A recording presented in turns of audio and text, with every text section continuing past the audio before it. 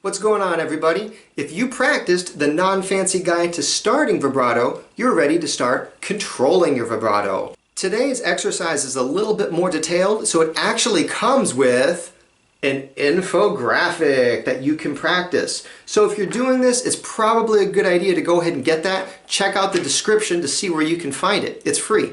Now, the whole time we're doing this, I want you to remember two things.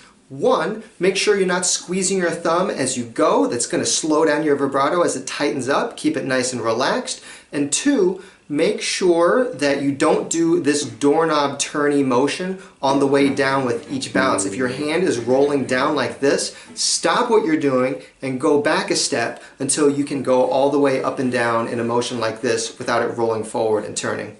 Got it? Now that that's all clear, let's talk about the next thing we're going to do. We are going to set a metronome at 100.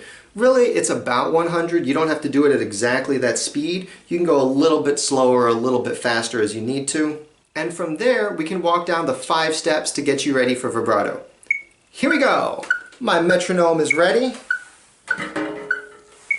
So what we're going to do is we're going to bounce all the way up to 4th position. So we're going to do this on the D string today. So we're going to go up to where A is up here.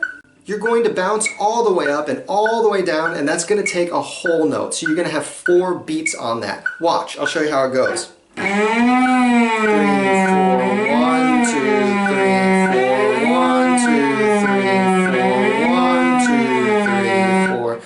That's it. So it's all about controlling it and getting that speed in time. And then the next step, step 2, we're going to go to 3rd position. That's where your 4th finger is right now. We're going to bounce up and back, 2 beats each, half notes. So check it out. It's going to go like this. 1, 2, 3, 4, 1, 2, 3,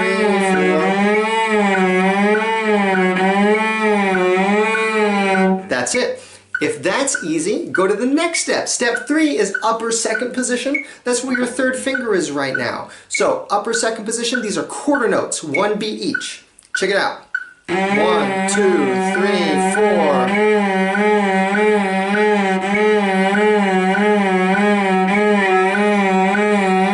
If you're ready, the next step, we're going to do 8 notes, which happen to be 8th notes.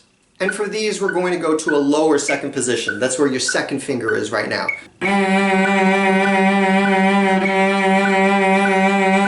And if you've made it this far, you're actually pretty much doing vibrato.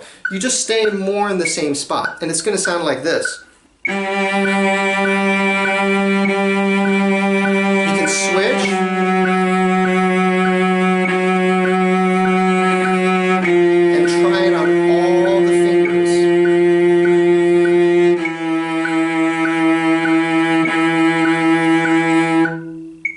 And that's it. You're doing vibrato. I want to take a second to tell you something very important, something that most cellists don't figure out until quite a few years after they've been playing. There are times when you want to have a slow, relaxed vibrato, and there are some times when it's appropriate to go a little bit faster.